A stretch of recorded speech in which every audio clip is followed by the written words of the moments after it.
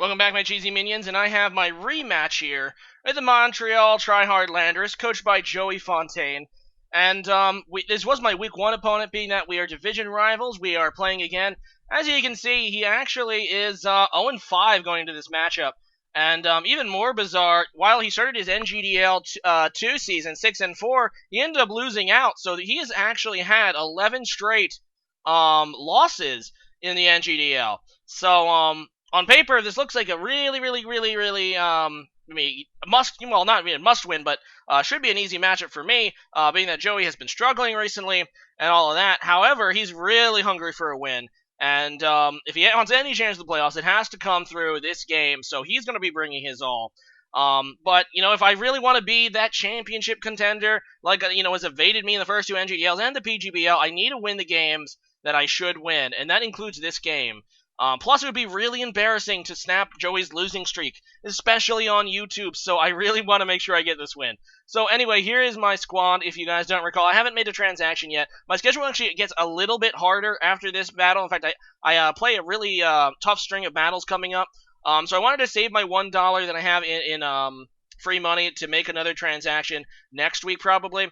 But, yeah, anyway, here is the Tryhard Landorus. If, you might recall from Week 1, he made a couple of changes. I know he picked up Roma Tissi since we last played him. He's actually transacted his Melodic away for Volcanion. Right off the bat, you see he has a ton of fairies. He has the Tapu Koko, he has the Whimsicott, Slurpoof, and Roma Tissi. So he has quite a few. Oh, not to mention, did I say Tapu Koko? I think I did. But no, he has quite a few fairies. So that's going to limit the amount of things that I can do with kommo-o. Like I said in the first battle. I'm kind of afraid of Mamoswine that he picked up at $30. He has a nice matchup against my team. He didn't bring it the first time, but I'm kind of thinking that he'll remedy that mistake this time. And more recently, the interesting thing that he's been doing is he's actually not been using Mega Skeptile. In fact, I think the last couple battles he's been bringing Unburden Skeptile, which is definitely something that is very good with Tapu Koko. So I have to really hope that I can win the terrain war, because he's more set up to abuse his terrain, and I think, than I am mine. And this is just a really scary squad overall. Now, one thing he doesn't lack is a Steel type. I made use of that in the first battle because he doesn't have really a way to take, say, a Toxic. I'm going to be using a similar team as I did the first time, but I'm going to switch it up a little bit to better account for Volcanion, as well as tweak it a little bit, that I think that it'll actually work even better. Now, we did win the first match, I believe, 4-0 in a game that Tapu Lele got 5 kills. So I actually think I'm going to go ahead and lead Lele, and this time I'm not going to go with a Scarf. I'm going to go with an Assault Vest, because last time I believe he led with his Tapu Koko, and I'm hoping that he does that again and allows me to set up my Psychic terrain over his Electric terrain, which should put me in a good position for the rest of the match. But, like I said, I haven't played the battle yet. I'm going to go ahead and play the battle right now, and then, I'm obviously going to narrate it. So sit tight, and let's see how it goes. So there are the teams, and you can see he is bringing Mama this time, so that's going to be a thorn in my side. I can already feel it. I'm just going to stick with the plan, though, and lead with my Tapu Lele. And I'm going to hope that he's going to lead with Tapu Koko again. Because if he does, then I should guarantee get my terrain. And there's the Tapu Koko. And, as you can see, he's going to be able to get his terrain first. I mean, obviously, because I am Assault Vested this time. I'm hoping there's going to be even a special Tapu Koko, which will make this even better for me. But, now, I have the Psychic Surge up, which is going to be advantage me, because I can just go for the Psychic. It hits everything but his Raichu really hard, even with the resistance. So I'm just going to go for it. He does go for the U-turn. As you can see, that damage, it's going to be physical Koko, which is not what I wanted to see, but whatever. He goes into his Volcanion, and that is fine. I don't even care if you're AV Volcanion. In the Psychic terrain, you're going to get just straight up 2-hit KO by me. If he was Scarfed, he would be able to live a hit, so plus I think that was AV, judging by the damage. I'm not 100% sure, but whatever. I actually didn't cock it. But either way, it's a 2-hit KO. Take that thing out, and that is a really good start for me. But now his Mamoswine comes in, and I decided to go to my Masquerain. I'm predicting an Earthquake here. At least I'm hoping for an Earthquake. Joey, I credit him. He has a really heads-up play here, going for the Icicle Crash, which is sad. It hits me down on my Sash, and then he's actually gonna know that Ice Shard is gonna be able to actually work despite the Psychic terrain, because Masquerain is not grounded. So Masquerain just gets taken out, and that's really not good. I really wanted the Sticky Webs up, obviously, again, and now I won't have them, and that really sucks. I just lose Masquerain for nothing, and this Mamoswine predictably is going to be a pain. But anyway, I'm going to go to my Beedrill now. I'm going to go ahead and get that Mega Evolution. I'm just going to go for the U-turn. I know it won't kill, but if he does have the Sash, it'll break it. So it hits him down to actually yellow, which is nice. I decided to go into my Decidueye, again, kind of maybe thinking he might EQ or set up Stealth Rocks. Instead, he goes for the Icicle Crash again. I do have the Yachi Berry, so it was a safe play either way. So I know he's at -1 attack.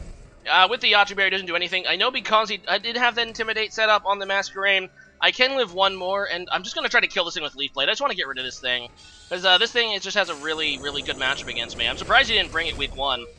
Unfortunately, this thing gets a freaking flinch. So, Decidueye is now going to die to this Mamoswine, and I'm like, okay, just going to go into Beedrill. I know he can Icicle Shard me, but at this point, I just need to get rid of this thing. I know Icicle Shard won't kill me, and damage on Beedrill it sucks, but, you know, what can you do? So there's the Ice Shard. It's going to do damage to Beedrill, and right now, after a really good start with my Volcanion, now I'm starting to fade a little bit, because he's getting some nice damage on my team. In the back of my mind, you know, he has that Raichu and Sceptile, which will pair really nicely with his Koko. But anyway, gonna go into my kommo-o, and I actually brought Scarf kommo-o this time, because I wanted to maintain a little bit of speed control. He's gonna go into his Whimsicott, and I'm like, okay, this is glorious for me. I'm just gonna go for the Poison Jab, because I don't think he sees the Scarf coming. Indeed, he does not. He was probably just trying to go for, like, the Moon Blast or something, and I take that guy out. So I got a little more momentum now, coming on my favor. In comes the Tapu Koko. I know I can outspeed this thing. I EV'd this to outspeed, unless he's a Scarfer himself. So we're going to find out what his set is right now. He goes for the U-turn, so now I know 100% that type of Koko is going to be Scarfed. So now I know it's set. It's going to be Scarf, Physical, Koko. And I'm just going to keep going for Poison Jab. I'm locked into it. I was trying to get some Poison Jab damage on that Koko. Instead, I'm going to go ahead and get it here on the Raichu. And it ends up being, it looks like to be a 2-hit KO, and now it definitely is, because I got the Poison on it, which is pretty nifty. And I'm just going to go for it again. I know that he can Psychic me, which would be the worst thing, but I just don't want to, like, I didn't want this to happen. I didn't want to switch out and him predict that and go for the Stoked Storm Surfer, this annoying thing. But because I stayed in, even in the Psychic Terrain, due to kommo-o's resistance, I'm going to be actually able to survive this ultra powerful attack. And I do it with 37 HP. Now, he does get the Paralysis. I believe that move always paralyzes, or has a really high chance. But he does get the Paralysis. Thankfully, I don't freeze in, or don't get frozen by Paralysis. Instead, I just go for the Poison Jab to take this guy out. And he's going to go back into Koko to try to kill my kommo-o here, which is, he's just going to go ahead and go for the Brave Bird. Now, in the back of my mind, I'm like, okay, he has Sceptile left. And that thing is going to probably be unburdened. It's going to probably be unburdened with his stupid freaking, his previous Electric Seed. So I'm like, I need to go into Lele here. I need to go into Lele. Even if he is, you know, physical, I'm just going to go get my Psychic Terrain up. So unless he's cheeky and brought the Psychic Seed instead of the Electric Seed, I should be good here. Lele, I don't know if I can live a Brave Bird. I do with 9 HP, so that's nice. I'm able to pick up the kill here in the Koko. But now it's like the moment of truth. Did he bring the Psychic Seed on his Sceptile, or did he bring the Electric Seed? Because he could have done either. And Christmas comes in here, and it does not get its seed off. I'm like, okay, wait. Alright, so it's not Mega. He did Mega Evolve. He just goes for the Earthquake. And that's bad, because I didn't actually bring the Air Balloon. I was going to bring the Air Balloon on Heatran, but I didn't. So that's not good. I'm like, okay. No Scarf. Please, no Scarf. Please, no Focus Sash. Let my Beedrill come in and kill you with Poison Jab. How about that? If he's Scarfed... Okay, so he's not Scarfed. He's not Sashed. Dead. Sceptile. Sceptile goes Alcarer, or whatever you want to call it. But that was a lot closer, man. That Sceptile set. If it was Scarfed or Sashed at the end, he could have won. But he said it was Electric Seed. He probably made a mistake going into, like, looking back on the battle. He might have had a real chance to win if he went into it instead of going into his Tapu Koko after I killed Raichu. But he didn't. So, because he would have gotten that Electric Seed off. And it really depends. I actually think I might be able to live a hit with Lele. I think I might have been able to live like one hit from that Sceptile with Tapu Lele, and maybe kill him looking at his set. But it would have been close. It would have been a lot closer. He would have had a shot, I think, a better shot. But what can you do? That was still a really nice game, Joey. He's unfortunately going to drop down to 0-6 while I advance to 5-1. So that puts me firmly in control of the division, although we still don't know what's going to happen with President Tim's game yet, but we're still going to be in control of the division going into the battle against Use next week, which is looking to be a really, really hard matchup. His team is really solid, and he's doing really well in this league, too. And that is his Quilava Blue Grenets. But yeah, so like I said, we're going to have the hard part of our schedule is coming up. So it's important to get this win here and hopefully build off this momentum. And plus, it's the halfway point. The NGDL3 is only 12 games, and this is week 6. So 5-1 at the halfway point is definitely very good and where I want it to be. I mean, obviously, ideally, I would want to be 6-0, but you can't always be 6-0. But no, this is a really good place to be at this point in the season. As for Joey, I still think his scheme is really scary. I think he can definitely win a game or two. I really hope he does avoid going 0-12. That would totally suck. But anyway, today's question of the day is, what is your favorite card game? And it can be either like a trading card game or like, a playing card game, you play with playing cards. As for me, I do really like Texas Hold'em Poker. I used to play Yu-Gi-Oh! Competitively, not so much anymore. I haven't touched that game in ages, but I do play Magic the Gathering casually. I have a cube, and that's always something fun. So leave a comment about that, and see you guys again next time. Later.